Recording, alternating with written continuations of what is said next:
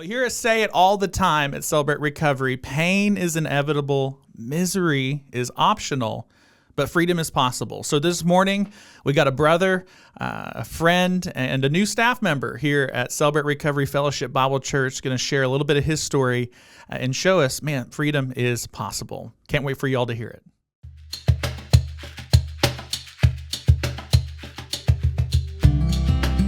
Recovery can be hard, but it's worth it. There is hope knowing we can find healing one step at a time with Jesus and healthy community. Whether you're struggling with a hurt or a hang-up or a habit, you're not alone. During this podcast, we share real stories, practical tools, and powerful truths that inspire you to keep moving forward. No matter where you are on your journey, there's hope ahead. So stick with us as we walk this path together through Celebrate Recovery.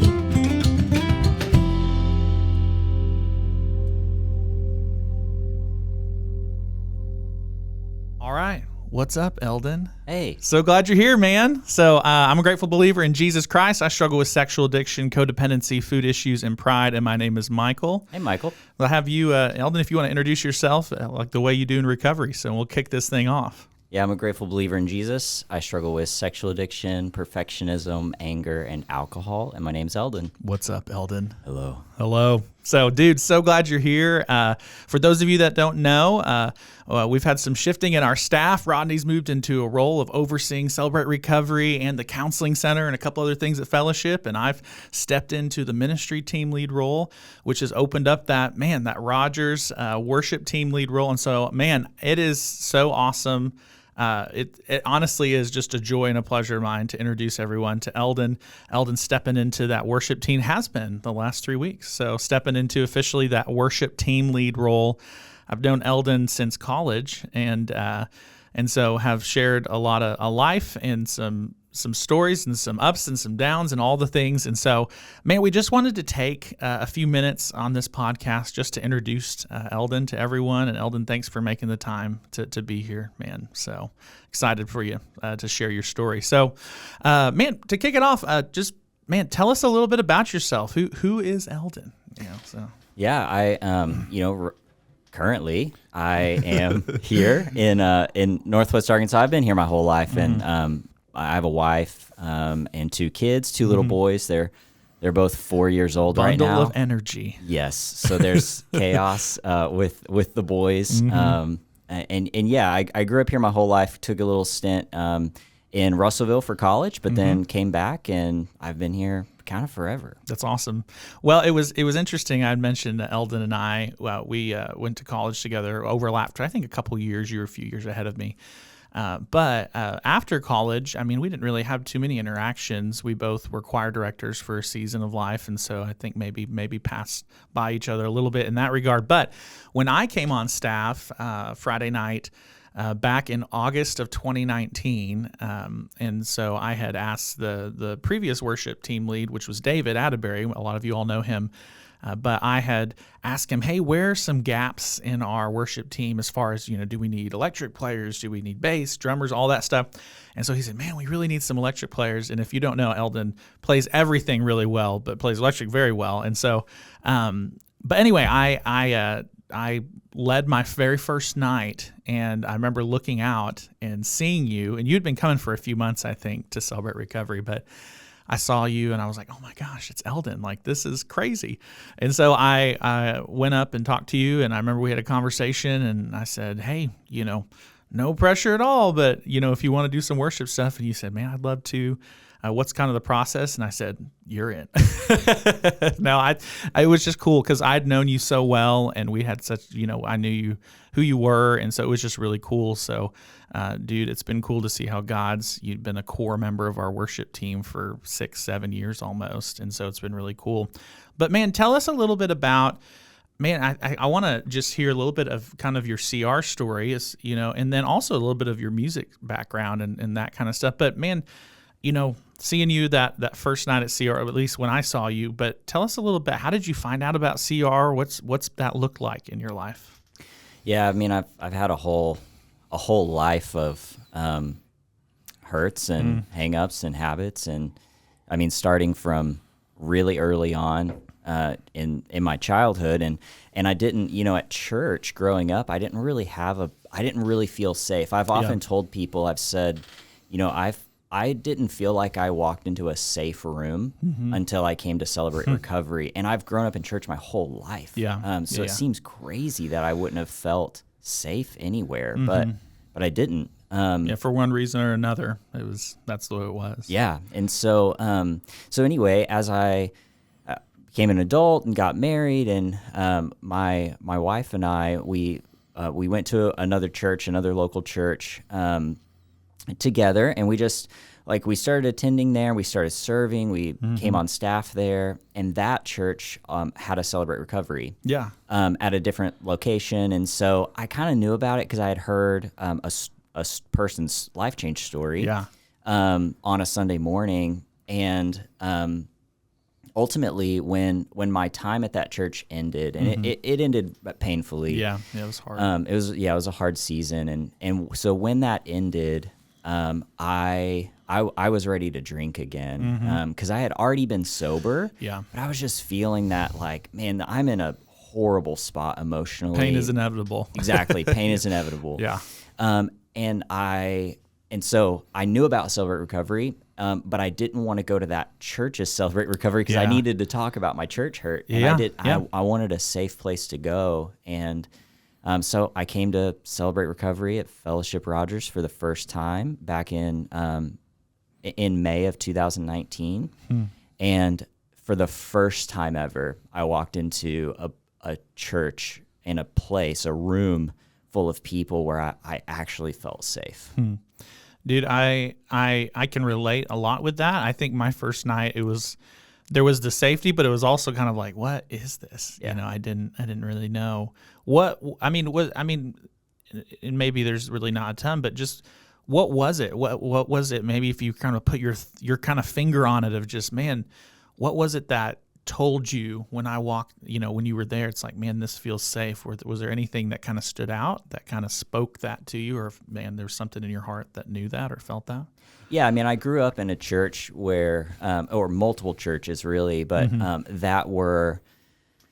it felt like if I had a problem, I needed to confess that. Like if I had a sin, I needed to confess that sin. I needed to go to the altar, which is this like wooden thing that you just go kneel down at front of the church and and pray and ask for forgiveness, and then never do that thing again.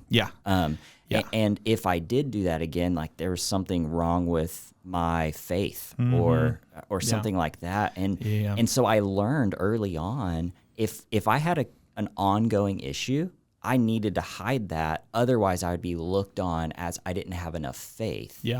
And so that's what I mean by coming into Celebrate Recovery and feeling that is like, okay, these are people who are struggling, who are finding hope and healing and freedom, but there's an ongoing struggle in their life, and they're still celebrating the faithfulness of God in their life. And I'll tell you one quick thing.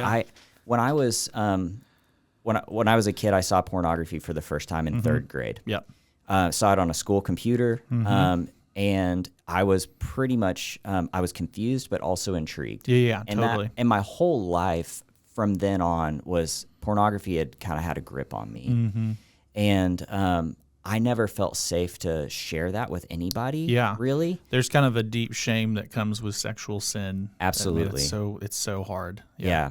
And so coming to Celebrate Recovery for the first time and hearing the person from the platform say, like, what is happening? I struggle with sexual addiction. It was like, what is going on? This is a church, and people are just openly talking about this. And that was so helpful for me to hear. So kind of in other words, it's almost the vulnerability that you experienced that first night conveyed to you safety. Absolutely. Yeah. And that's so powerful, man. I would say that was a big part of my experience. Was there was, a part of me that was the analytical glass half empty that was like, what is this serenity prayer and what is this? But at the same time, there was something deep in me going, this feels like this feels right. This feels like, man, you're supposed to be able to come to church and be seen. We've both been a part of something where they talk about being seen, safe, soothed, and secure. And so just that experiencing some of those in real time is a really healing thing. And so you what was that? Well, I guess 6 years ago, May of 2019. Yep, that's and right. So since then, up until this point from a CR standpoint, how has that impacted your life overall? How you interact with, we talk about hurts, hangups, and habits, and how that affects our relationship with others, and that unhealthy cycle. And so how do we get into that healthy? What does that new healthy cycle look like for you? How's it impacted your family, CR, and all that stuff in the last 6-7 years? Yeah, one of the biggest things has been stepping out of hiding and just into being fully known, and trusting that I can be fully known and loved at the same time. Yeah. Knowing that I can have a conflict with someone and feel like I'm still going to be loved and cared for in that. And so I'll say one of the biggest things in my family has been my ability, now that I've stepped out of denial, now that I've walked into this freedom of being known and loved and stepped into the light. I don't hide anymore. Even my challenges, like if I'm having a problem with a family member, or if my wife and I are having an issue, I'm willing to step into that because I have a lot more security internally. And so, I'm not scared of conflict like I used to be. And I think that's all rooted in that feeling secure with my relationship with God first and foremost. And then I feel really secure with my relationship with my brothers and sisters, my forever family. And that's been one of the biggest things for me. Yeah, engaging in relationships from a place of insecurity is death. Yes. It's like if I and not saying, and I think when we talk about security, it's like my perfectionistic mind be like, I'm always 100% secure no matter what. It's like there's moments, right? But more often than not, engaging in a conflict or engaging in a relationship, knowing that, okay, this could get difficult or hard, but that doesn't mean I'm a bad person, or doesn't mean that even if we walk away and this person doesn't like me, that's going to be hard, but that's not going to ruin everything about me and who I am. Like I can still trust that the Lord's sovereign and He's in control, and that's really good. Last thing, and before we take a break, what does it look like? I mean, you kind of touched on this, but you mentioned husband, father. I know your boys are 3, 4. 4. Okay, so 4. Geez, they're getting so old. That's how it works, I guess. As time goes by, you get older. So, okay, so 4. How has CR impacted your relationship with your wife? And you mentioned that a little bit, but even just as a father interacting with your boys, what does that look like? Yeah, it's making me realize more and more. And I think these moments in life where it's like, okay, there's a big moment in life where I go to college and I learn something new about myself. Yeah. I get married. Yeah. I learn a lot of new things about myself. And then I have kids and I start learning more and more things about myself. And some of those things are really good and some of those things are really hard. Yeah. And so being in recovery, like I'm so thankful I was in recovery when I had kids. Yeah. Because I didn't know that I really had an anger problem until I had 2 little boys who are rambunctious and energetic, trying to control and exactly. And I'm like trying to control them, and so being in a place where there are tools available and people available to walk with me through that, like my sponsor, he and I have really similar struggles and even really similar life experiences in some ways. And we've been able to connect on like my anger, and he's been able to help me just process through why is this the case for you right now? Why are you the why that? of your what? Exactly. Yeah. And And having Celebrate Recovery has been incredible to help guide me through this new life experience and these new hurts and hang-ups and habits that I'm experiencing as well. That's so good, man. That's really sweet. So, dude, thanks for sharing some of that. We're going to take a quick break, but I want to also start delving into some of the music side of things, as leading worship and how that's impacted your life, a little bit of your, I guess, music history, if you will, and then what does that look like now as you're leading Friday nights. So we're going to take a quick break, and we'll be right back. You're sure to find a few common things. First, you'll find loving people, fellow strugglers who won't judge you or try to fix you. Second, you'll find people who have experienced healing from their hurts, hang-ups, and habits in CR through the power of Jesus Christ. Next, you'll find a safe place to share what's going on in your life and hear from the experience of others. Most importantly, you'll find a place where you can connect with Jesus and others and find healing from your life's issues. No one has to go through recovery alone. Every Friday night, we have our Celebrate Recovery meetings at Fellowship Fayetteville and Fellowship Rogers. At 6 p.m., we have a great meal for connection with other recovery brothers and sisters. Followed Then by we open meet share for large groups group at 8, at 7 p.m. Same schedule on both campuses. Different teachers, different worship teams, but the same great experience. We'd love for you to join us this Friday night. It's never too late to start or start over again. For more information, go to fellowshipcr.org.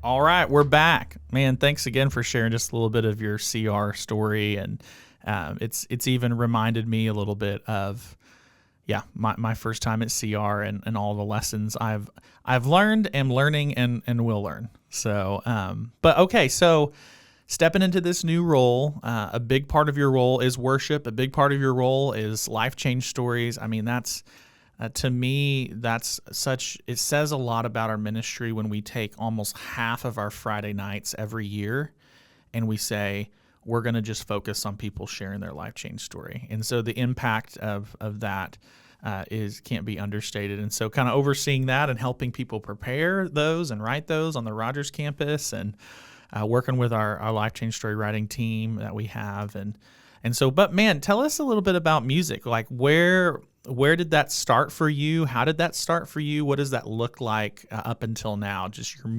musical journey. Yeah, music really has been a catalyst for a lot in my life. Mm-hmm. And so I grew up in a pretty musical family. Mm-hmm. Everybody in my family plays something or sings. Or my brother's a great drummer. My sister plays. She used to play banjo, and she plays a little bit of piano. And That's awesome. And so and my mom and dad both sing and play. And my dad is an electric guitar player. Mm-hmm. And so growing up, I saw him on stage playing guitar at church. That's cool. I actually didn't know that. That's cool. And so I got my very first guitar pretty early. And basically, as soon as I could hold a guitar, they gave a guitar to me and put me on stage. It's like good luck. Figure it out. Yeah, exactly. And it was this acoustic guitar, and I'm just sitting off to the side, just trying to figure it out. But I grew up in really small churches, and so there was ability to do that. Yeah. So anyway, I started with guitar. I took some lessons in 4th grade. My uncle is a guitar player as well, bass player. Too. So it really is everyone in your family is in some way, shape, or form. That's cool. Yeah. Like I've got an uncle down in Ozark who just like picks around on the banjo and, whittles wood. And so this is his life. Yeah. This is Sounds life. like the dream to me. Yeah. Pretty sweet. So one of my uncles, he got me guitar lessons and a new guitar, and it was really cool. Yeah. And so I did about 10 guitar lessons and then stopped that and just started learning on my own. Yeah. And so music was kind of always like a safety place for me, and like solace, because I could just kind of escape into it. Yeah. So I remember, because I grew up in a fairly chaotic environment, but I remember like at night turning off the lights in my room, laying down on my bed with my guitar and just playing before I went to sleep. Yeah. And so it's always been a huge part of my life. So then In high school, well, junior high and high school, I got into band and choir in school. What did you play in band? Was it percussion or no? I was euphonium. Okay, I feel like I knew this, but I didn't know. Okay, Yeah, that's it's like awesome. it's like a miniature tuba. Yeah, So totally. played euphonium, and that was a big part because when I got into music, I wasn't ever really that good in school, but music I was pretty good at. Yeah. And so I got into that, and I started to gain some confidence. And my music teachers really cared for me and invested in me. And so in high school, I was in band, choir, jazz band. All the things. I did music theory. I did all the things. And, was a section leader in choir and in band, and the band drum major. And just I just devoted pretty much all of my attention and effort into music. Yeah. And when I graduated high school, I didn't know where I didn't really know about college a whole lot, but I knew because none of my family went to college, so I was first one to go, and I didn't know what to do because I wasn't that good at school. Yeah. But I was pretty good at music, and so I went and got a vocal scholarship at Arkansas Tech. Did my vocal music major there. And while I was there, I got involved in a campus ministry and was hired on staff to be the worship leader. And that's really where I developed worship. Was that kind of the first time that you were like really started to engage in worship as part of like, well, and you talked about growing up, but it's like, as far as like, okay, now I'm kind of by myself, I can make decisions on my own, and okay, I'm really starting to do this. Yeah, totally. I mean, I did that some growing up, and Fellowship of Christian Athletes, I was a part of that, and I led worship for that, and see you at the pole and some of these events. And I would lead worship here and there, but as a regular rhythm, and when the weight was on me of how to do that, that was in college. I had a great mentor pastor who really invested in me, and then. So I was leading worship in college and taking voice lessons and doing all those things. And then after college, I was already kind of investing in a local church here in Northwest Arkansas during my college days, leading worship and playing guitar. And honestly, when it was funny when I auditioned there at that church, I auditioned on drums, electric guitar, acoustic guitar, and vocals, and they said, you might be able to play acoustic guitar for us. Oh man, it was like so, wah, wah, wah, wah. So that was a moment of like, okay, all right, I've got some growth to do. I can do this, but I've got some growth to do, and that has been, I mean, honestly, that was probably a really pivotal moment in my life.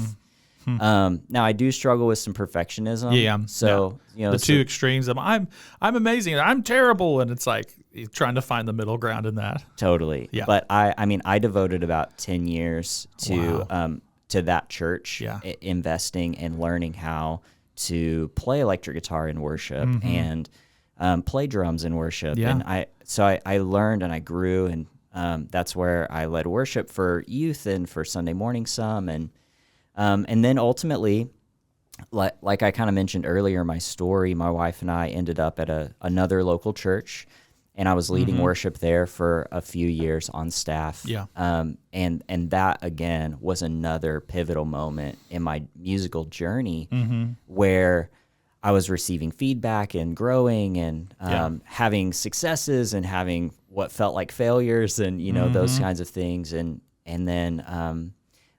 then right after that is when I came to Celebrate Recovery. Yeah. And I hadn't ever played with like a click track in my ears and all those things. It's like, man, this is a different culture. Right. And so it was another catalyst for growth for me. And I'll say, like, I think God has just put multiple seasons and situations in my life just to get me where I am today. Wow. And yeah, it was just like faithful kind of yes.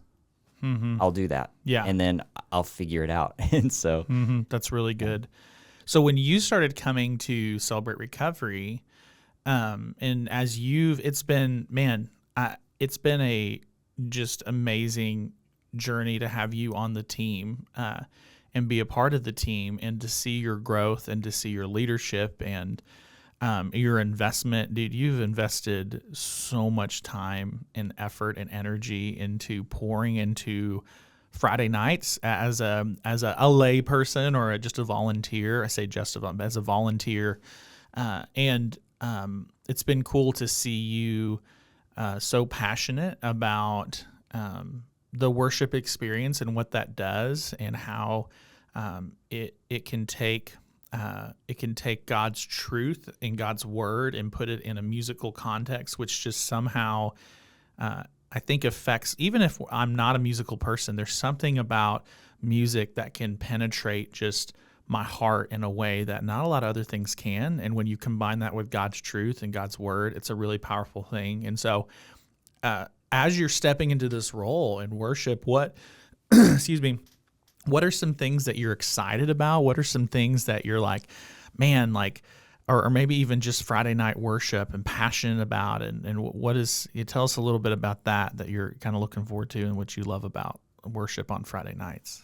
Man, yeah, worship on Friday nights is so cool because I walked into this space for the first time 6 years ago and saw a room full of people who didn't seem to be hiding or holding back. Yeah. It was just this sense of freedom in worship that I had never experienced before.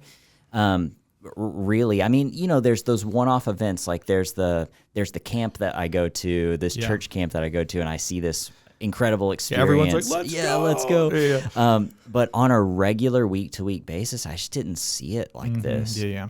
And so I'm really excited to lead worship with people who are coming in ready to go, ready to just worship. And musically, you know, we have an incredible team of volunteer musicians who are so professional and so well practiced, and they care so deeply. And that's what I'm so excited about, is there are hearts of the volunteers that we have. I mean, they're second to none. Yeah. Yeah, they're incredible people. Yeah. Yeah, and to see so many of them saying that, man, serving here is also part of my recovery. You know, being up here and you know, I'm not just coming to do a job. I'm coming because I need to serve. I need to be a part of Friday nights and making that happen. I mean, I think we have, almost between our landing and celebration place and adults, probably 100 people every Friday night coming together to make it happen. You know, we say all the time, if it was up to us staff, Friday night would not happen. And that's the same with worship. And to see you pouring into them and then pouring into others, it's a really cool thing. And even with the life change story aspect, right? That's a really cool part of the worship experience that you're kind of shepherding now. And so what kind of gets you excited? What are you looking forward to with that, shepherding that time? Yeah, with life change stories and even our teachings, I love being able to create a moment where I've read through the life change story in advance, and they mention a song like Goodness of God in their life change story, and how incredible that song has been, or how impactful that song has been in their life. And then I get an opportunity to be very intentional with, here's the song that we're going to sing during this service. And people will come up afterwards and be like, that was crazy. You sang Goodness of God. And it's like, it was very intentional. But yeah, I love how the Holy Spirit moves even in our preparation for those moments, because I think when we're faithful in our preparation, God really uses it to impact people. And it's cool seeing your heart come out in that, man. I've said this before to you multiple times. Your intentionality is always I'm like, please teach me your ways, I've always appreciated that about you, man, your intentionality. But I've also appreciated too, one of the most meaningful things for me, and when this role came, when Rodney and I and Andy were talking about kind of this shifting, right, of these role changes, and what that would mean is, hey, we'd have to have, and I remember Rodney and Andy saying, hey, who's kind of your person that you're thinking? I immediately thought of you, man, because your heart, first of all, for the Lord, how you love Jesus, how you truly like, man, he is the way, the truth, and the life, and you believe that, and you lean into that for yourself and for others, and you want that for others.